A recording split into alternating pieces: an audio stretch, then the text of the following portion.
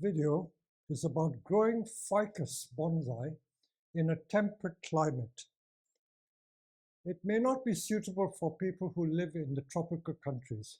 I know if you live in India, Indonesia, even Taiwan, places like that, you may laugh at this video because in your countries, you have these growing wild. They grow literally wild on the streets, everywhere, and they grow at the rate of knots. I remember once going to India and a friend of mine had grown a ficus, Benjamina, mind you, which normally is grown as a house plant in this country, and it had a trunk about 6 or 8 inches diameter. And he told me that he had grown it from a cutting for only 5 years. So in 5 years, you can get a cutting to become 6 or 8 inches in diameter. You can also propagate by cutting thick branches, stick it in the ground, and you get a plant. But if you live in the temperate climates like in the UK, Germany, France, Canada, places like that, they will not grow in that fashion. So growing ficus in a temperate climate is a different kettle of fish. So in this conservatory of mine, it is really like a laboratory. This is not where I sell my bonsai, but this is where I do different types of experiments and projects. So this is a glass conservatory, and it gets very hot in the summer, but in the winter, it provides a nice environment. So let's talk about the requirements of ficus in a temperate climate. Because they're tropical plants, they will need a minimum temperature. So the minimum temperature is, I would say, like 7 degrees centigrade. Below that, they could die. I'm not saying they will die, but they will die if it goes below that. And if it gets to freezing, it will certainly die. So do not attempt to grow ficus if you cannot give it protection. So what are the basic requirements of growing ficus bonsai in temperate climate? You have to give it the right temperature. And the right temperature is that anything from, say, 10 degrees in the winter up to about 30, 40 degrees in the summer. This conservatory, because it's all glass and there's no shading here, it gets up to about 45 in the hottest days. So it loves it here. It absolutely loves it. And because it's all glass, it's got beautiful light conditions, light and airy. And when it gets dry, I spray it with a hose pipe and it gets dense and humid. Okay, admittedly, if you live in an ordinary house and a living room, you cannot provide that sort of condition. But nevertheless, it will still grow well. Now, let me just digress a little bit, because when I first started the nursery in 1985-86, for the first 15 years, certainly the first 15 years, or possibly 20 years, we refused to sell indoor bonsai. And for those of you who are purists, will sympathize with me, because we did not believe that there was such a thing called indoor bonsai. All bonsai grow outdoors, and if you live in the tropics, the trees that we grow indoors grow outdoors. So we always used to be purists and say that there's no such thing as indoor bonsai, so we refuse to sell indoor bonsai. Over the years, we've become more mellow and we now sell indoor bonsai. But we always tell people that if you have to grow an indoor bonsai, the ficus bonsai is by far the easiest bonsai of the lot. We've tried growing Chinese elms in indoor environments. They grow after a fashion, but they don't do so well. The other trees which are also okay is the pepper tree, Pepperitum. Another tree which grows well is possibly, I would say, let me think, the jade tree, which is a lazy person's tree. It's really like a succulent. But anything else tends to struggle. I've always said that Carmona, which is Fukian tea, is extremely difficult. Sirissa is also very difficult. As I've always reminded people, I'm not a good salesman. I will tell you to avoid buying these trees because they are difficult. But having said that, I've come across people who are very green-fingered and they've been very successful growing these. So there's always an exception to the rule. So that is the digression about indoor bonsai. So of all the indoor bonsai, the ficus is the easiest to grow. Now, although I've used the term ficus, when we talk of ficus, we're talking of one particular species which is most popular for bonsai, and that is the Ficus retusa. There are many other varieties. This is a slightly different variety, And for instance, if you turn around here, this is the people tree. This is an experiment that I'm doing. This was grown, you won't believe, from a tiny cutting. And over the years, it's become so big. I'll talk about this in a minute because it's got a pest on it. So this is a Ficus retusa again. This was a customer's sick tree, and because it died and had almost no branches, you see, I cut it back to there, and in 1 year, I've got all that growth coming again. I've got to spray it because it's got some disease. I've kept a pest on that deliberately to show you what certain pests are like. This is also a rather unusual ficus. This is another experiment. This tree is a grafted tree. That is the rootstock or the base, and they graft branches on it. So the actual rootstock is made of this, which is like a Benjamina type, which has got this type of leaf, and the grafted branches are this. I've grown this to pull the sap up and to make the tree strong. That's the only reason why I kept it. I shouldn't really keep it. So that's another experiment I did. Now, if we wander outside, I told you we do a lot of experiments. Now, these Ficus retusa, because they've been grown outside since, I would say, April, when we had very hot weather, it is a bit yellow. You can see that the yellow effect. It's not from chlorosis or lack of feed, because I do feed them. It is because the sun is so intense, it's made it yellow. Where it doesn't get the sun, you see they are more green underneath. So the yellowing is from growing it in full sun. It makes the tree strong. You get stronger shoots, but this has come about from keeping it in the open in the sun. I've not put it away from April to now is September. So it's been growing outside in England all those many months. April, May, June, July, August. 5 months has been growing here. I can keep it another month outside for the whole of September before I take it in. So this is the experiment of growing them outside in the summer. I always say that if you grow indoor bonsai, you can keep the trees outside because it gives it a chance to recuperate and get strong. So this is that experiment. Now, I was talking about growing conditions. So I was talking about the environment, the light, and then the temperature. And the other thing is the humidity. You've got to keep it well watered. There are always exceptions to the rule. I will dig up some photographs which I will insert in this video. I must remember to remind my editor to do that. And it is a shot of a ficus that was grown in an office. And in that office, they don't water it with a hose pipe like I can do here. They just water it with a bottle or a watering can, and it is kept relatively dry, but yet it does quite well. But every 6 months, I tell them to bring it back here because I then keep it in the greenhouse and they swap it. But it just shows that you can keep it in an office environment without much high humidity, and it will yet survive. But it won't thrive. It will survive quite well. Now, what about pests and diseases? Now, in this greenhouse, because it's very warm, you get all sorts of pests and diseases. The most common pest and disease you get is this little, I think it's like a woolly aphis. You can see on this, I deliberately kept it to show the viewers what it is like. So that is a very common pest on ficus. And it's a crawling insect. You can rub it off with your fingers or with a piece of tissue or jet it off with water. But I do use insecticides. Some people may berate me for doing that. But when you run a nursery and have so many plants, we have to use insecticides. So you get all sorts of proprietary things you can buy from garden centers. So if you just spray the plants with this, it should get rid of it. And not only that, I've got a mango plant here. Look at it. I grow these mango stones, and this is a mango plant which is just 1 year old. And that's also affected by that white stuff. So there you go. I spray that with this. And hopefully that will get rid of it. But as I said, if you don't want to use insecticide, you can just rub it off. Now this plant here, all ficuses are very prone to scale insect.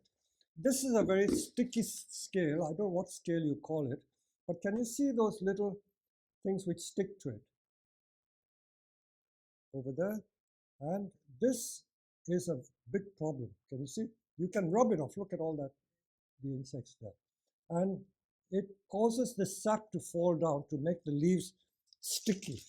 And the ants love it because the ants apparently love that sticky sap that these aphids exude, but it's a pest. So I was aware of it, but I was waiting to do the video, so I deliberately kept it to show you how to get rid of these diseases. The other thing I need to show you is this thing here.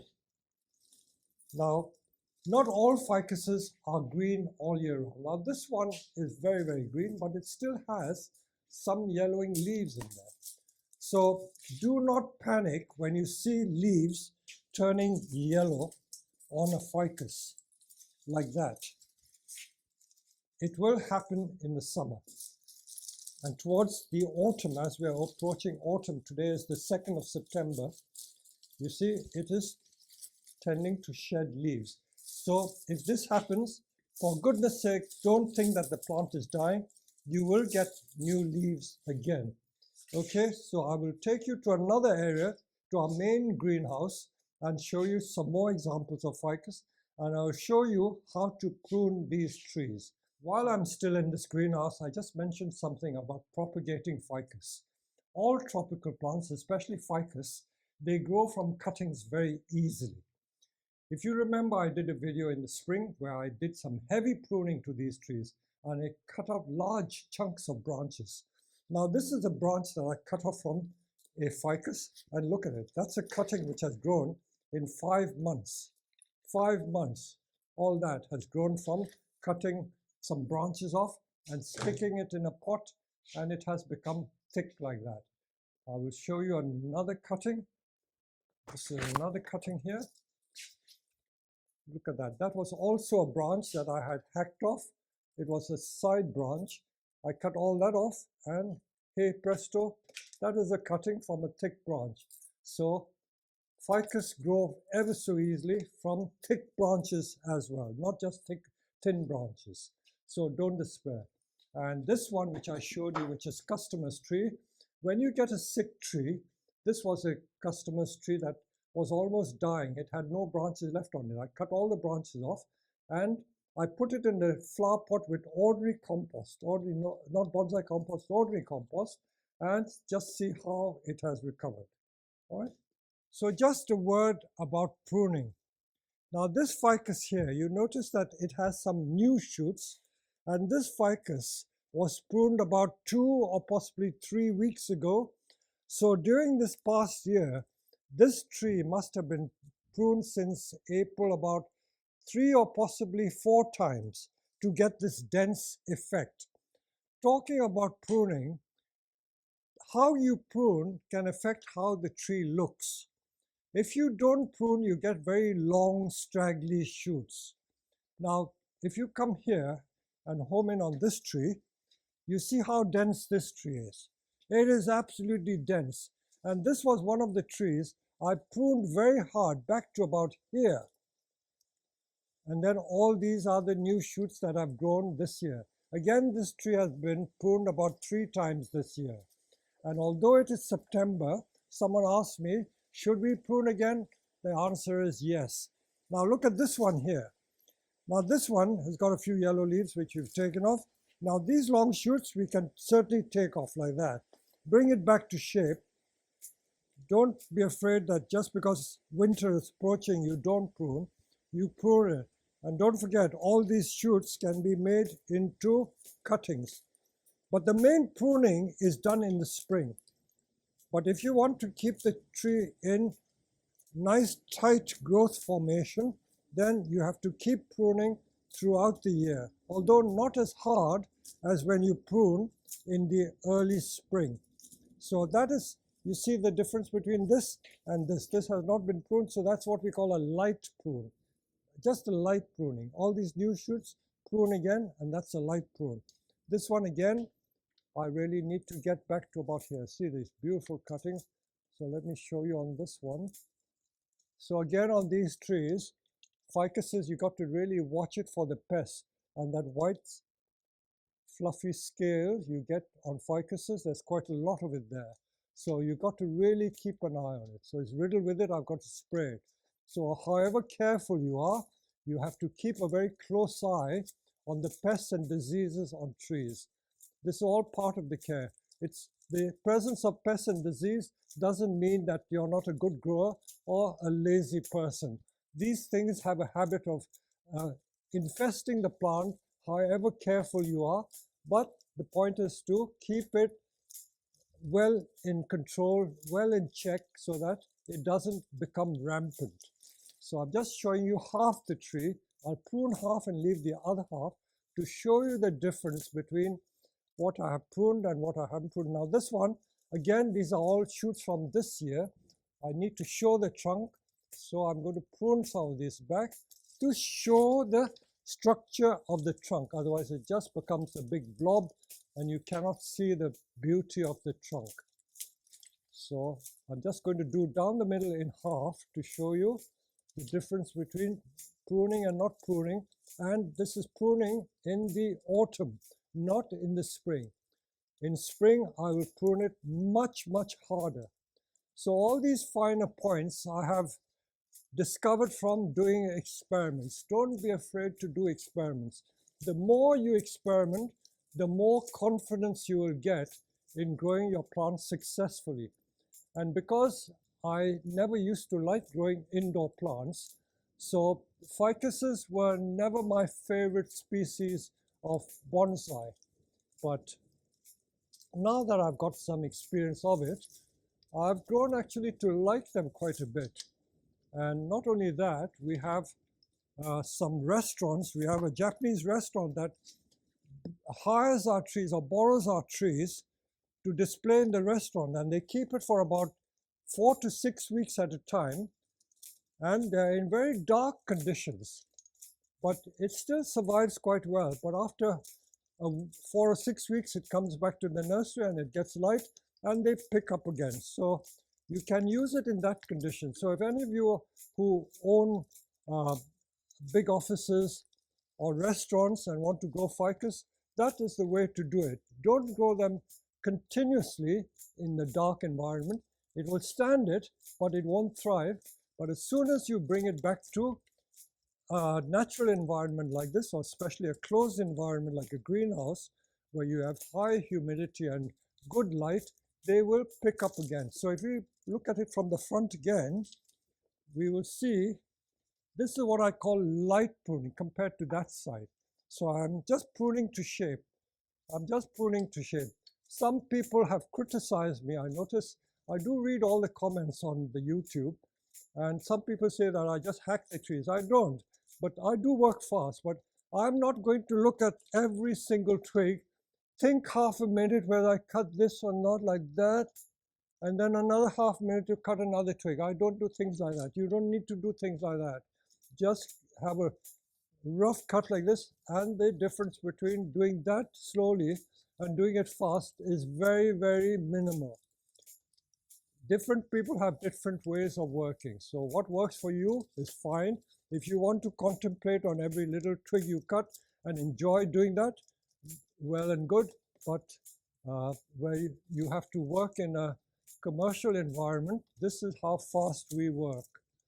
All right, so this is what we call the light pruning. I haven't done the whole tree. You get the idea of what I'm doing. You see, this has not been pruned. This has been given a light prune. So all these long shoots like that have to be pruned back. But I'm still maintaining the shape. And again, to reinforce, look at this, the yellowing leaves, don't worry about it. Yellowing leaves is quite common in the autumn at this time of the year.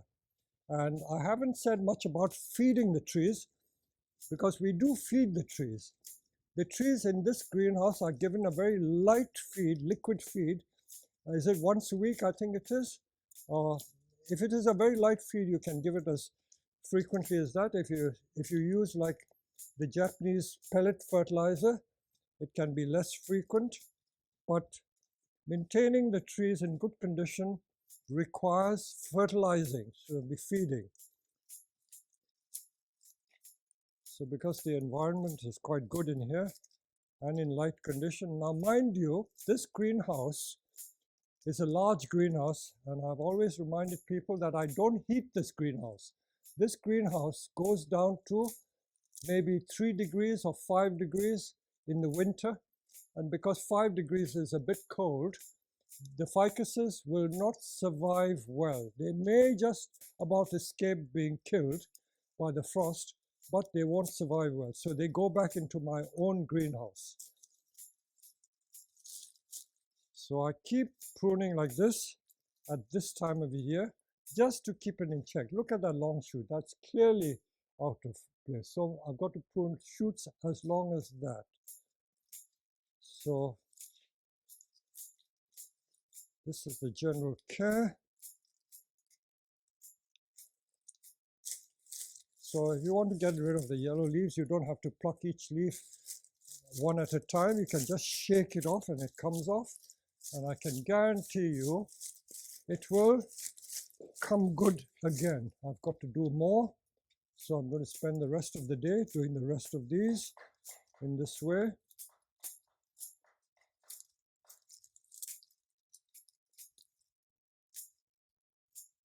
So this is how you would care for ficus. So growing ficus in a temperate climate requires slightly different technique compared to how you would grow ficuses if you lived in a tropical country. So for those of our viewers who have the pleasure of growing ficus in cold climate countries like ours, this is what we do. This is my experience, and I would welcome your comments to see how you have fared growing ficuses in your particular country. Okay, so I hope you've enjoyed this video.